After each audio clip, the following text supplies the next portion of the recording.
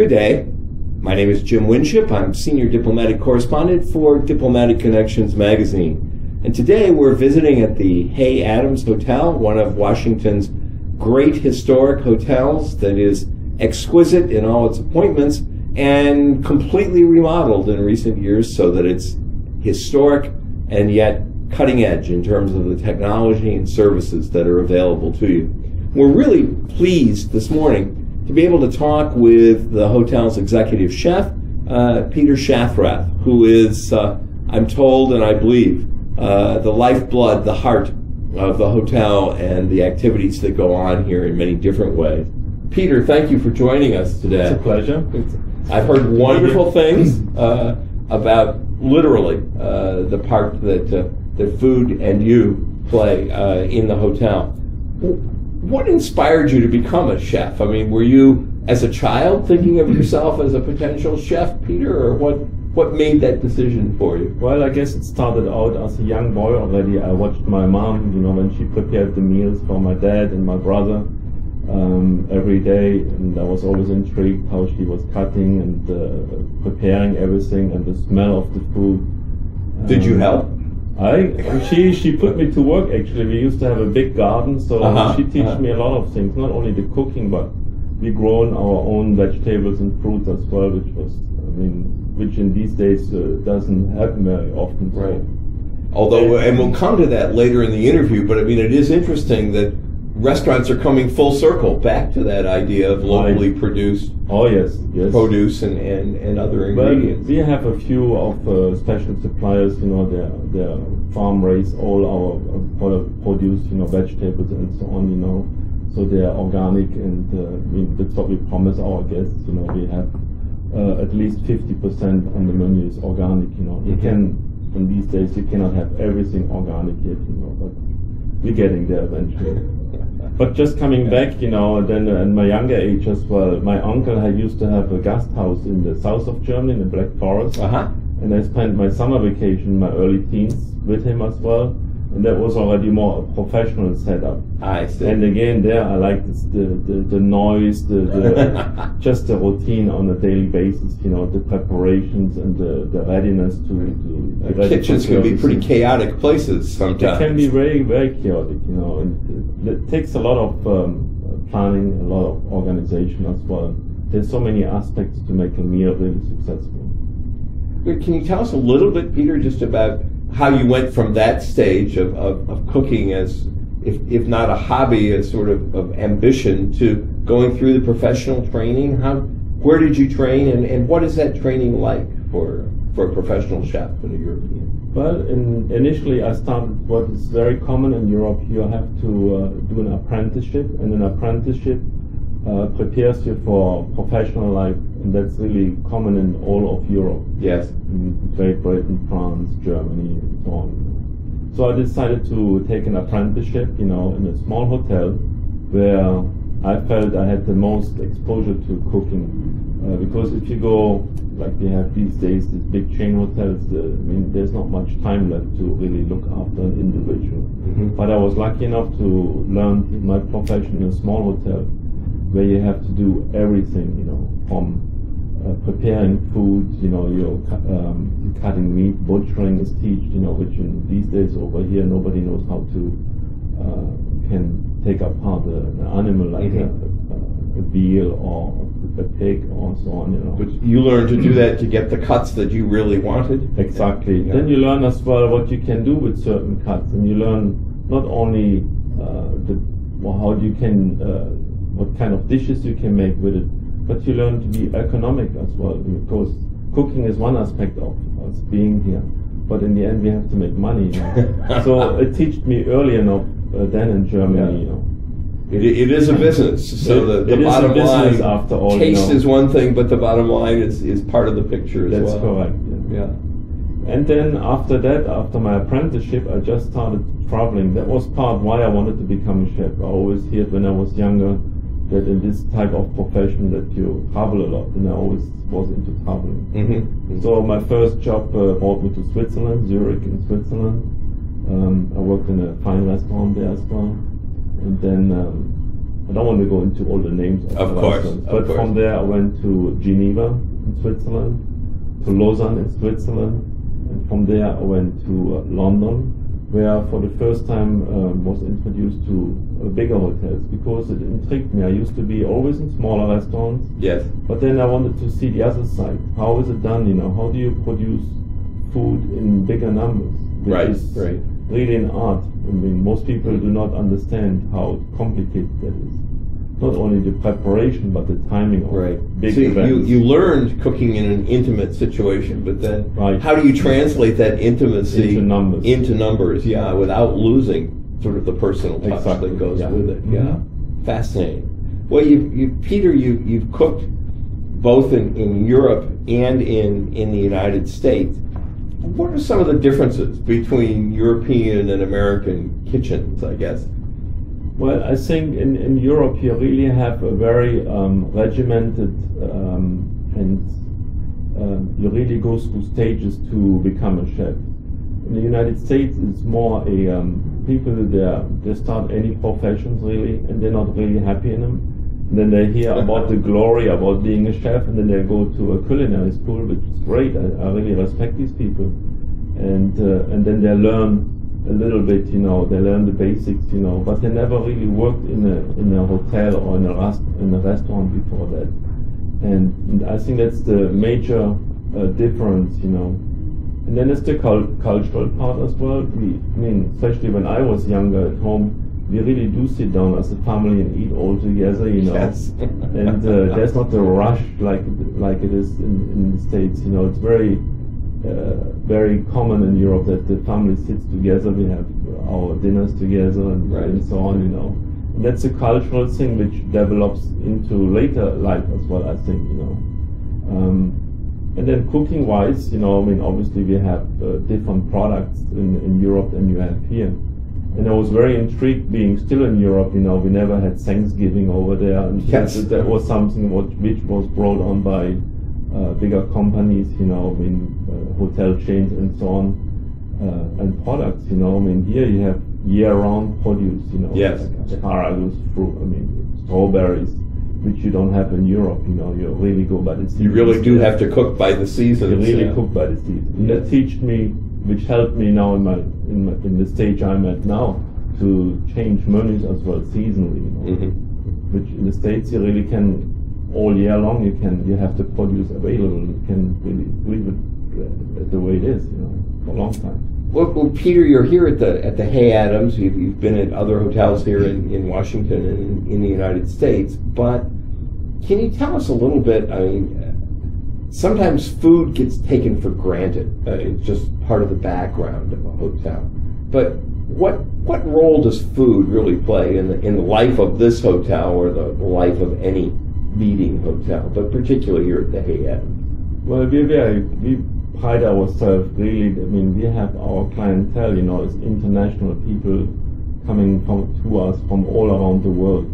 We have people from Asia, we have people from Europe, from South America, really from all continents. So we pride ourselves, and for any occasion we have a lot of diplomatic groups here. Yes. We have heads of states here. We have royalty here.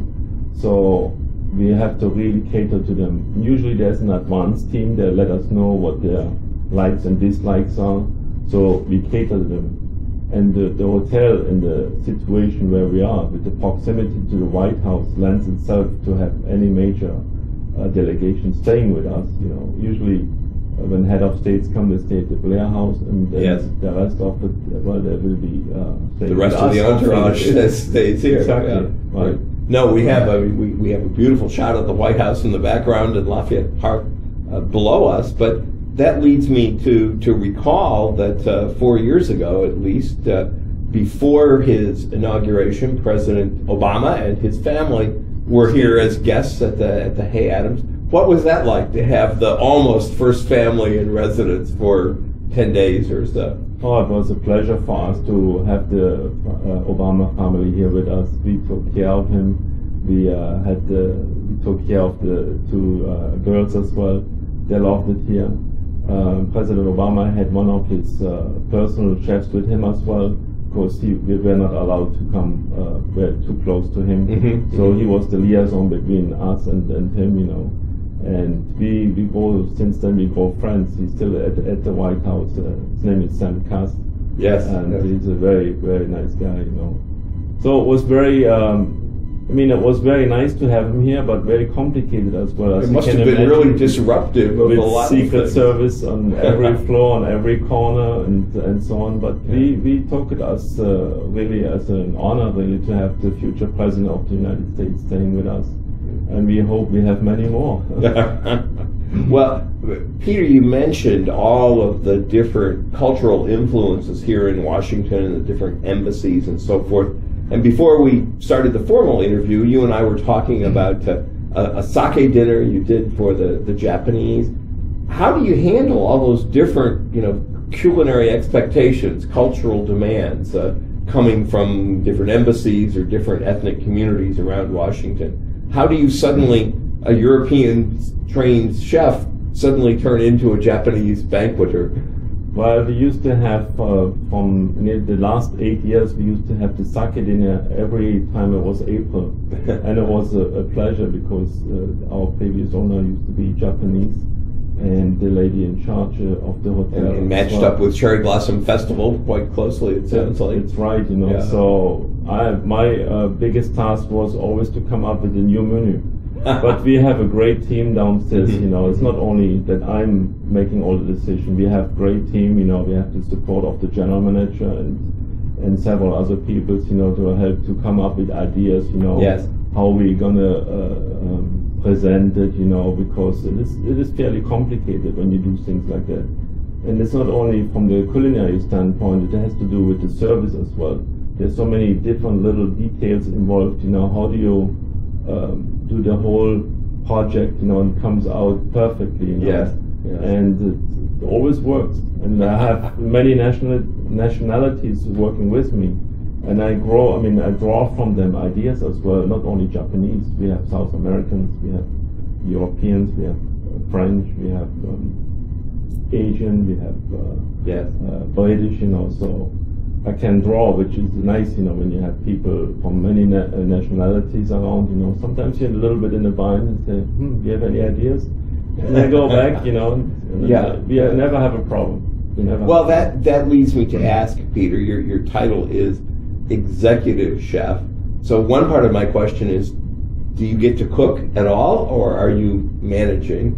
And what does an executive chef do when you have these special events? It sounds like a great deal of it is menu planning before you ever actually stage the event. Well, I think I'm one of the few executive chefs, as you call it, who is really hands-on. Yeah. And I have been since I started this profession. There's a lot, and I'm me. I can never compare myself with any other great or good chefs. Yes. But I just enjoy being hands-on, and that's what I really do. Management, obviously there's the menu planning, like you said, there's payrolls, there's meetings, there's future events to plan, and so on and so on. You meet guests as well. We have lots of weddings here. I meet the mother and the bride and the groom, and we're going tastings, and that's really my responsibility, Make sure we have a beautiful, obviously, I don't know if you've been downstairs, see the Lafayette restaurant, the bar. We have guest rooms, all that comes under my responsibility. It is an enormous responsibility, but it sounds like it's fun for you too, some of the time at least, Peter. Well, if it wouldn't be fun, you couldn't do this job. I tell it every sometimes we have visits from culinary students, their walks through, and they're in awe, Of course. And when you watch TV, when you watch these programs, they always think it's easy, it's just a show. But when you're in real life, it's a day, it's day to day. It's a very, very detailed and very cumbersome job. Yes. Now, Peter, as we sit here, we're sitting in what's now known as the top of the hay, and it used to be a rooftop. So what happens from your point of view, from a chef's point of view, when you get to design space from the ground up, where there, for example, specific things you wanted in your kitchen up here? Yes, I mean, like you said, we used to work for nearly 9 years from the basement floor, and had to bring up everything. And then when we changed ownership, Mr. Soul, who I admire very much, he is a wonderful supporter of us, and that was his dream, to build the rooftop here. That was always what he wanted to do. Yes. And then we were involved in the designing. I have been asked by the architect what I would like, so they gave us the space available, and then I think if you go back there later on and have a look, we made the best out of it. There's particulars which we needed, special equipment, heating possibilities and so on. Right. And distance had to be put into thought as well, because we wanted to do it like an a la carte banquet, not like the plate Yes. dinners anymore. You didn't want just a serving facility there. You needed a full kitchen facility. Yeah, we needed a full working kitchen. Yeah. That's what we have. And what happens when you have events up here? Do you have extra staff who come on board, or do you share staff from the lower kitchen to work up here? No, since this place is extremely busy, we have a permanent staff out here. So there really is a top of the hay cooking staff. And I have a chef in charge, more or less in charge of that as well. I'm up and down all the time, but we have a chef up here there who is running with me, we're running it more or less together. But you need somebody here permanently, and it works out great because business is so good up here. Well, I know we had to delay the interview for a week or two because things were so busy here. Yeah. Right, which is a nice problem to have, Peter. Oh, yes. I'm glad we were able to catch you on a slightly slower day. Yeah. At least. It was perfect today. It worked out great today. Great. I'm glad. We're looking at a gorgeous view. That's part of it. But what distinguishes, would you say, the Hay Adams from other leading hotels here in Washington, D.C.? What makes this place special for you? Well, I think we pride ourselves always to be a home away from home. We give the guest, when he comes into the doors, you open the doors with a smile, I guess. And we most of the time we know their names, Yes. when they arrive, and then time when they're moving into the hotel till the time they leave, we just want to take care of them. And then let's say for like we said earlier on, the proximity to the White House and to any other government building is so unbelievable close, that it lends itself to stay here. Yes. And then we pride ourselves with service. We read people's mind, we know what they like, any special requests, we do, we had people they came with a little dog. We made him dog cookies. Oh my gosh! Just small examples like that. Yes. Anybody who's, and then obviously the clientele we have. We treat everybody the same with the same respect, obviously. But we have a lot of dignitaries. We have from show business and so on and so on. That keeps you on your toes. Now, Peter, I'm going to ask you to divulge a state secret here for a minute. And that is, you have lots of repeat business. Do you keep track of guests and their preferences, special dishes that they particularly like, or other kinds of food preferences that they have? Yes, we do. We keep track of every repeat guest who comes. We know all their little, their needs, and we really do care about their individual. So if they want a peanut butter and jelly sandwich at 2 in the morning. We have a lot of people that want their own oatmeal. They want their different oatmeal. Yes. We have people that cannot eat any peppers. They have allergies. Yes. We know exactly, but once we know the name, then we know exactly what to look for, and we really respect that, And that's part of the unique service that makes this place so special. I think that makes it so special. Yeah, people really like us, and I think as well we're very discreet about the people who come here. We just treat them, and we want to spoil them. Can you, Peter? You're obviously supervising multiple facilities within the hotel. We're here at the top of the Hay. Your main dining room is the Lafayette room. And then you have the off the record as well, which is certainly one of the most famous and infamous spots in Washington as well. How do you handle all those different demands? I mean, are there are there different personalities for each of those venues in the hotel? Do they have a different feel, different sense of them? Well, Lafayette, from the guest perspective, Lafayette is our fine dining room, where you have the power breakfast, power lunch, and then more the relaxed dinner. You have business people there, but you have people have anniversaries, birthdays, and so on, or do big business deals as well. We have major corporations there closing a lot of big business deals down there. So, and you do have several small dining rooms that can be reserved for meetings. Yes, for meetings. Yeah, so you're not disturbed. You can hold your own meeting, which happens a lot. In the last minute as well. We have people that come in here. They have appointments at the White House. They come over here beforehand quickly.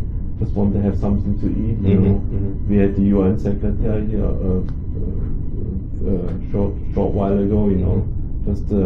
Wanted to eat something quick before seeing the president, which is nice like this, Right. And then on the other hand, the bar is something where people come, you travel, you go to your room, and then you change, and you want to come down, have a nice, relaxed drink, and it's a beautiful atmosphere down there.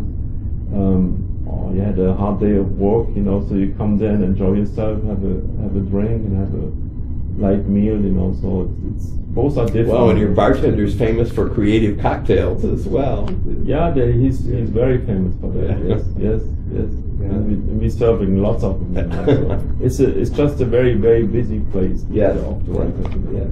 There's never a night when it's not busy. It's always busy, and it's a beautiful outlet. That leads me to a question, Peter, and I'm not even sure whether you can answer this, but based on your experience, how is cooking in Washington different? I mean, being in the nation's capital than, say, being in another large city in the United States? Well, I would say I came from Europe, and then I worked in Dallas, and when I compare Dallas, and I traveled to the West Coast as well. Yes. I think people in the Washington area, especially in our hotel, I think they're still a little bit more conservative in their approach, how they like their food. It's not like ambitious. I mean, how do you say, adventurous like on the West Coast, where everything is like a concoction of a lot of things. Everything is fusion. Yeah, everything is some kind of fusion. Exactly. It doesn't mean that we change and cater to some people who like that as well. But we have people that come in for a Cobb salad, they come in for a crab cake. Since we're in the area, they just all have a beautiful Dover sole, which you don't find or rarely find still in restaurants, because it takes a little work, But we have guests that especially come for that, Yes. And I try to, especially when I started, I tried to change and make it more modern and everything. And people did not. People wanted to hold on to the tradition. They wanted the tradition. Yeah. Right. Mm-hmm. So do you slip a few new things in all the time? Oh yes, we do. But there's always, it's you're working a fine political line. Food political line. Right. What can you put in? What you cannot. But what about Peter? Obviously, in the course of your career, techniques have changed. Some techniques are timeless, but all of a sudden we have foams and we have flash freezing plates. And are those things primarily gimmicks, or is there a real evolution in cooking technology from your point of view? I think they're more gimmicks, Yes. and these restaurants you mentioned them, with these elements, I think they find a little niche, which they feel, well, this is something that could succeed in a way, Right. And these things you really can only do if you have, let's say, a freestanding restaurant, and you don't have to worry about too many international guests. Yes, you have your local clientele, so it's a little bit different, And but I think, there is an evolution, obviously, with different types of approaches now. People like to eat lighter now a little bit. Yes. They like smaller portions. And there's a lot of items, they from a health point of view, they do not like. So we respect it and we offer that as well, So there's a lot of plates, which are health conscious, and it's very well appreciated. Yes. And you have special dietary problems, then we will take care of that too. Well, Peter, I know you've participated in a number of cooking competitions over the years. Yes. And we've also seen the evolution of food television, I'll call it. I mean, we see, the Food Network, but we see various kinds of cooking contests and so forth. Are those occasions really productive professionally, or is it mostly entertainment? To me, it seems it's just entertainment. Yes. I mean, when you look, I personally don't even watch them. I have two daughters; they kind of watch it, but just for the fun of it. Sure. They like to see the noise and so on. Right. And I always there's always a storyline. There's a villain and a hero. Oh yeah. It's very and very it makes for great entertainment. But I think in a professional run kitchen, first of all, it won't be that noisy because you couldn't concentrate otherwise. Yeah. I mean, every now a pen flies here and there, but not as much as you see it in the competition. I mean, I think if you like this kind of entertainment, I'm sure it's fun. But in a professional kitchen, it doesn't exist. What about the serious cooking competitions? For when you've participated in those, are they learning experiences? Are they serious competitions? Do you enjoy working with the other chefs? Yeah, I think I used to do them in Europe mainly, and when I was my time in England and London, they're very serious. You have to submit. I mean, there's one that's called the Mouton Cadet competition. It's sponsored by Baron Rothschild out of Pauillac. Yes. There you have to submit a menu, and then there is a panel of 9 of the top chefs in London. They decide the last, or who the team is the last 3 finalists. Then you have to go for the cook-off, and that puts a lot of pressure on you, So you'll go into an environment you have never been, You have produced your dish, your menu you proposed, and I was one of the only few. I won this competition. I was about to say that you were being too modest. And then I was flown into the Chateau Rothschild itself. We had to reproduce the same menu there for 120 people, which was quite an undertaking. Yes. Of course, they didn't have an electric meat grinder. They had a hand one, They never used it for years, apparently. They had to make a fish mousse. Oh my goodness! To scrub it quite literally a while before it was hand. usable again. That was attached to a table. So yeah. Well, now has. Obviously, some of this is entertainment. Some of it, as you mentioned, the Mouton Cadet, very serious competition. Has the fact that people have begun to sort of enjoy that food entertainment and become quote-unquote foodies, do you think you have a more educated clientele, a more educated palate? I mean, are they more conversant about food and techniques and what they're doing? Yes, I think people really do like to talk about food and make even their own suggestions. I have guests coming in for weddings and so on. They tell you exactly this is what we like. I made just recently I did a wedding for people from Texas. They just wanted Texas food. Luckily, I worked in Dallas for a while. I was going to say, can you do barbecue? Oh yes. So they come in they have ideas, like you said, they've seen it on TV shows, and they like some of it, It's not always that we like it, but my philosophy is you give the guests what they like, Yes. I don't like to impose on the guests, If we do whatever they feel, that's what I really like. Do you ever serve something and cringe a little bit in your heart of chef's hearts, Peter? It happens sometimes, but hey, if the guest is happy, Exactly. And sometimes it's difficult as well to tell a guest, you can do certain things for a number of 10 people, for instance. But when you have weddings, you talk like, for us, for instance, our maximum is like 200, 220. You're limited, you cannot do like a souffle, for instance, for so many people, that wouldn't work, So we work around things like that. Right. You have to explain, and then they understand, and you show them the facilities, no problem. Peter, it almost sounds like the question I want to ask is, how do you organize a kitchen and staff? I mean, it sounds like it must be almost military basic training to get people, because it's working in a relatively small space, even when you're cooking for hundreds of people. how do you even begin to organize that and put your staff together? Well, first of all, you create a crew, you have a crew, and then obviously the most important thing is training. And I think in the kitchen I work, we are one of the really very well trained cooks up here, everything is precisely marked, for which function. It's not that you have only one function per day. Right. It happens sometimes we have 6, 7 at the same time. So it has to be all put on cards, you organize everything, and you write on there which is for which function. You tell your staff when to start, and timing obviously is important. But talking about timing, especially for larger functions, obviously there is always a time, an assumed time. Let's say a wedding start. They have receptions at 6 o'clock, and they're not supposed to be at 6 or 7 o'clock. But then it's a wedding, they like to dance, they like to go from table to table. Right. Sometimes it's an hour and a half later. Yeah. And there's nothing you can do. You just wait, and you wait till it says, okay, we are ready to go. So that means you cannot start.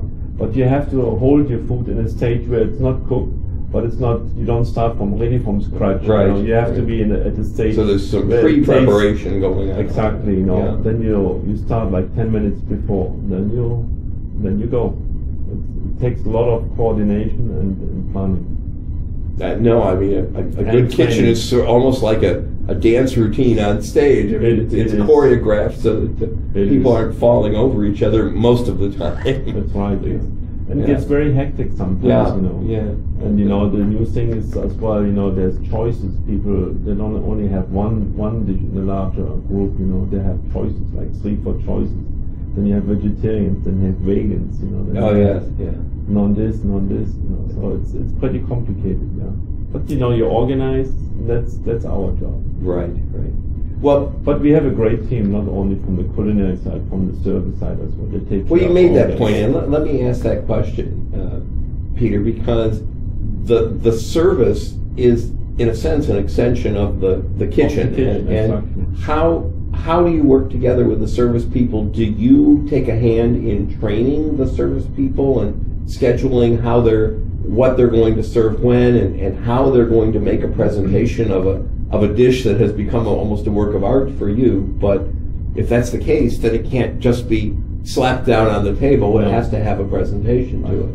Let's say, in a restaurant, when let's say we introduce a new menu items, we always have all the dishes, the new dishes will be prepared. And you have all the wait stuff, including the maître d' around, and it's explained to them where it comes from, why we do this, seasonal, and what we do and how it's done. So they can in turn explain it to guests. They can explain it to the guests, and then they will taste it as well, so they can. This is fantastic. Or this has a bit of this, a bit of that. So they can explain it.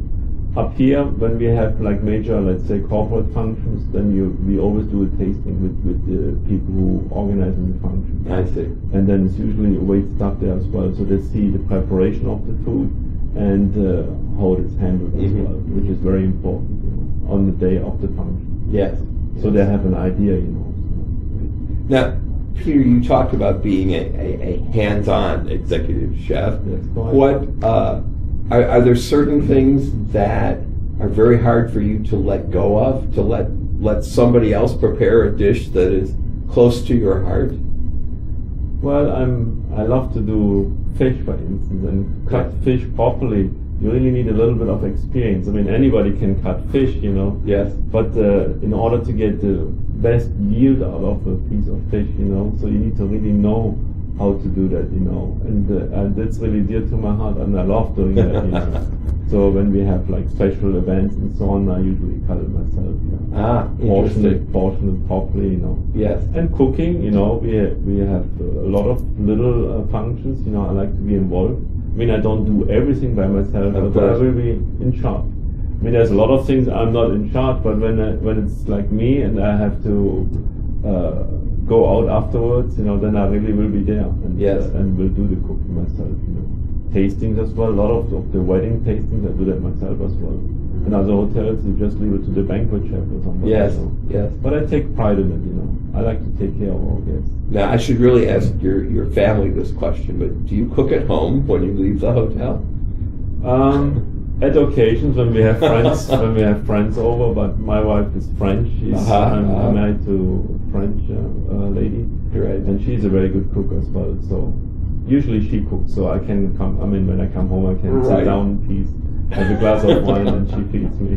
But when we have guests or friends, and I assume you've learned over the years not to be too critical either. No. I love my wife. No. I don't criticize. No, so you don't award stars for various dishes or anything. No, we joke around sometimes, you know. Of course. So she likes to entertain, so she talks to people and she forgets sometimes it's tough and go. So it's a little darker than it's supposed to. That's okay. But you tread carefully there, it sounds like. Yep. Peter. Yeah. Fascinating. Being in Washington, you have to be diplomatic, right? Right. What we talked a little bit early in the interview, Peter, but I want to go back to it. You've seen this movement here in Washington, but in other food centers as well, toward more organic ingredients, toward more locally produced ingredients, toward really involving the chefs and the kitchens and the food producers, the growers, right, from beginning to end. I mean, if I understand correctly, something you told me off camera earlier, I mean, you actually work with producers, with farmers to say, this is an ingredient I'd like to have. right. Can you plant it? Can you do that? How does that system all work? Well, we have like in Pennsylvania, for instance, I have a company that do only mushrooms. They only do. I mean, you can never buy mushrooms like they're produced in the stores. So they do like the fresh chanterelle, the oyster mushrooms, the shiitakes, the portobello. You never find the quality like this. Yes. And they're producing it on their farm, you know. Then vegetables, we have an organic farm which coastal Sunbelt, you know. They're producing all our miniature salads, you know, the microgreens and so on.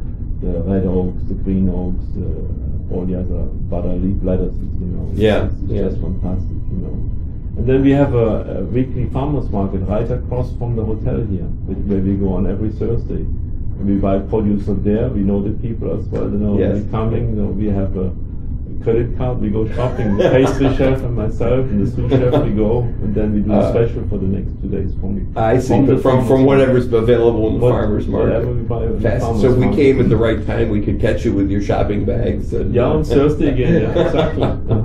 Yeah. Fascinating. Tomorrow. And you will change the menu then, Peter, to reflect what's available. Yes. Oh yeah, especially for that. We do have a special every day anyway. We do every day special, you know.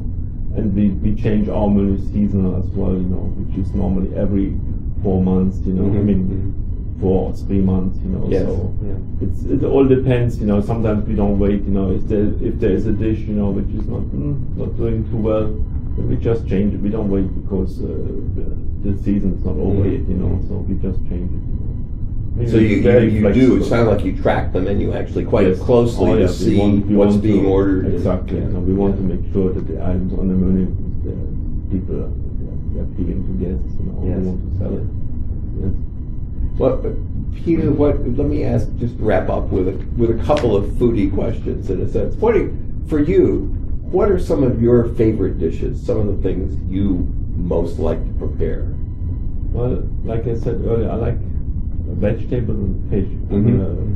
Like beautifully roasted sea bass, for instance, in a fennel and saffron broth, you know, something light, you know, especially for this time of the year. Yes, when it's so hot. It's just beautiful to eat, you know. I like lamb as well, beautiful farm-raised lamb, you know, which is very tender. It's beautiful. We do a lot of Asian dishes as well. I do, like, for instance, a tuna. You know, they call them fettuccine of tuna, you know, with avocados and radishes, you know, with a nice ginger and kataifi leaves dressing, you know, it's very good, you know, so there's a lot of, you know, I mean, I like all the food, you know, I mean, I like to any dish I really prepare, you know, it's not. I don't have like a favorite dish. I just love fresh items, you know, whatever it is. You know.